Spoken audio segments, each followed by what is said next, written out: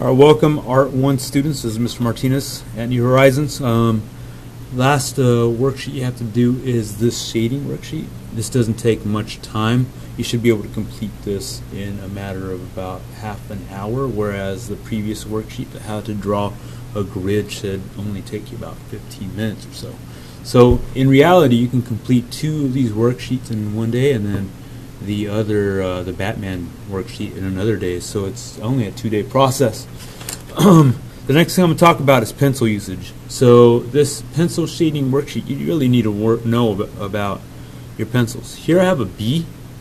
I also have a 2B. I have an HB.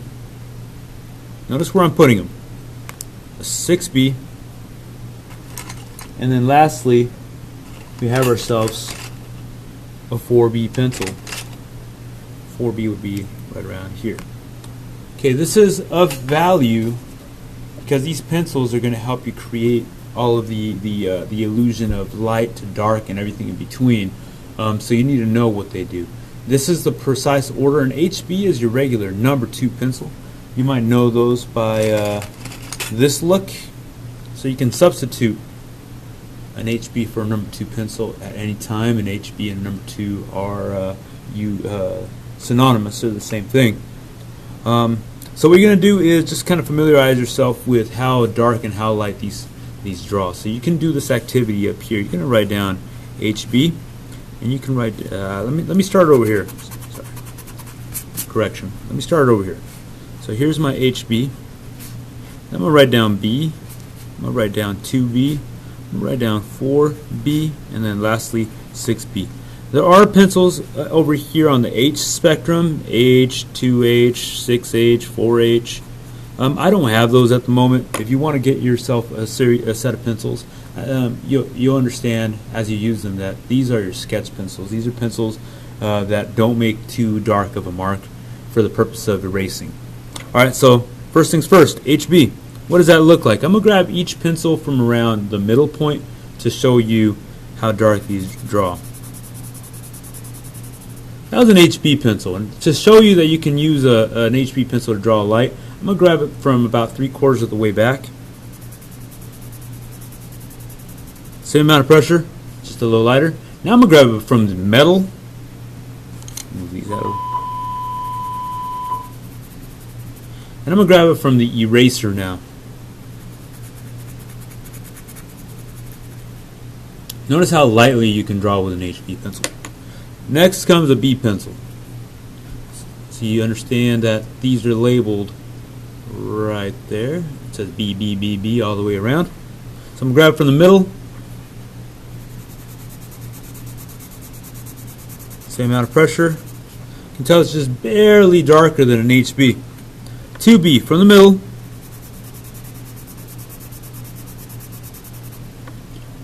Significantly darker.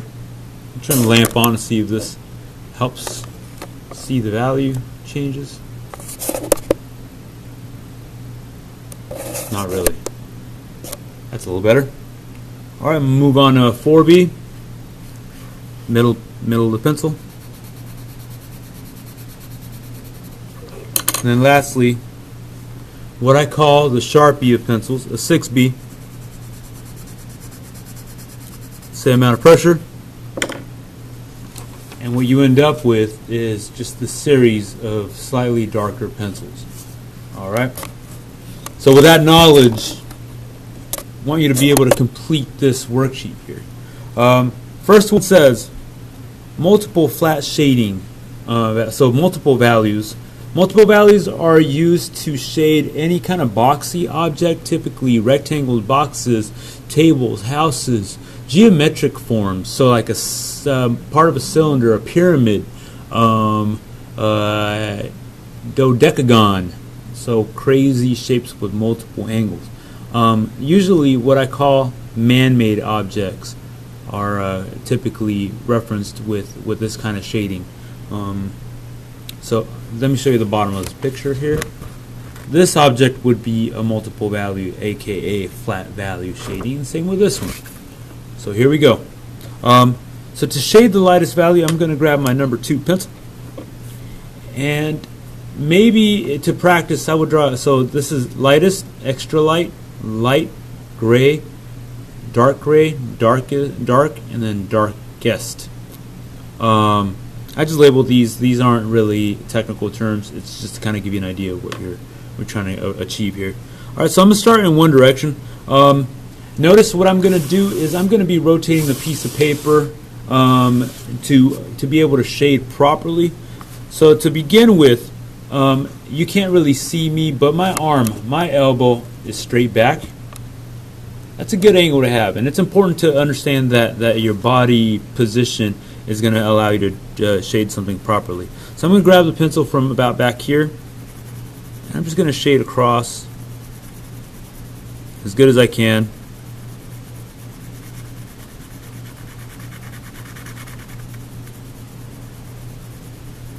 This isn't a very good pencil. It catches a little funny. So what I'm going to do is I'm going to switch it out for an actual HB drawing pencil. I'm running low. Understand that these pencils are meant to be kept in the classroom. You do want, I know they can be used in other classes, but try not to. It's really important that we keep these pencils in the classroom. 1 second as I sharpen my pencils. You can use an electric sharpener on these, it's fine. But what I want is a really nice fine point. Alright, so what I'm going to do next, I just shaded in vertical, right?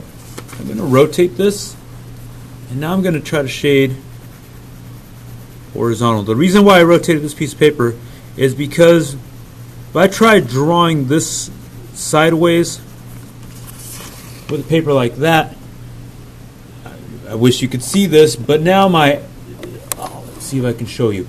My elbow is right at my abdomen to try to get a nice comfortable edge, and even then I can't do it. I could also hover my arm over the top of my paper and try to do this, but that's really awkward. So the best way to keep the awkwardness out of it and the discomfort and the lack of ability to do so is to rotate the paper. Besides, all of these are just weird shapes and letters, but why do they have to be kept upright? That's always the question. Why do you have to keep your paper upright? You can draw something upside down for crying out loud. Alright, so now I'm going to rotate this at this angle so I could keep my arm at a comfortable angle, and so I could shade diagonally. So far I've shaded vertically, horizontally, and diagonally. Right? The last line I can draw in is in this diagonal. I'm going to rotate my paper this way. I'm going to shade this till I'm all the way across. The reason why we're doing all those angles is because that creates a nice uniform value throughout. What I don't want to see is smudging. So I don't want to see that. That looks like you were eating hot Cheetos and decided to rub your finger over the top of paper. It looks sloppy, it looks messy. Yes, you can clean it up a little bit, and smudging can be used for some effects, but not all effects, alright? So understand that that looks pretty nice, but you can achieve the same thing with proper pencil use, and that's what I'm trying to teach you right now.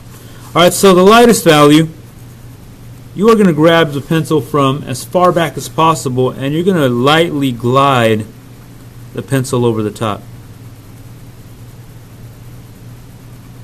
You want to use all four angles when you can. Sometimes you cannot, otherwise the piece of paper will just be a little too dark. So I'm just gonna, I think I'm just gonna go vertical and horizontal here, no diagonals, for that reason, because I don't want it to look too dark right away.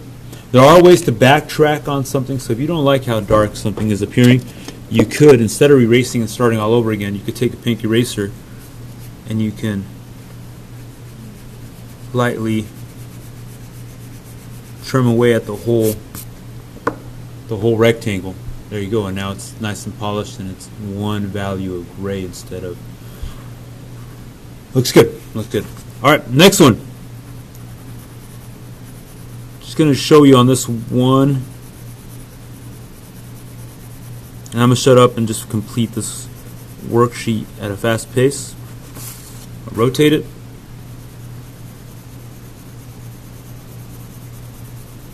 I should be seeing just one value, should not be seeing multiple values within one rectangle, one space. You can shade past your points here, outside of the box. I just want you to clean that up as you do so.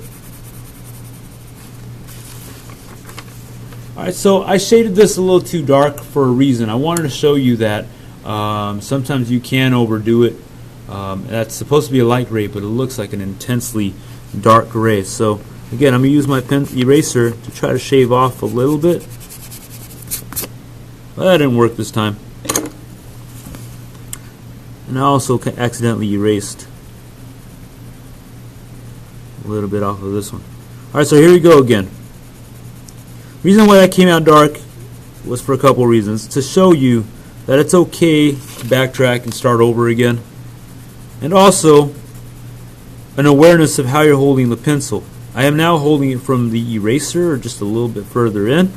And that allows me to control the value of the paper just a little bit more. There we go. That's a little better. Still want to darken this one a little bit more. You can always go back and fix mistakes. We're all human, and we do make mistakes. Okay, how perfect you think you are.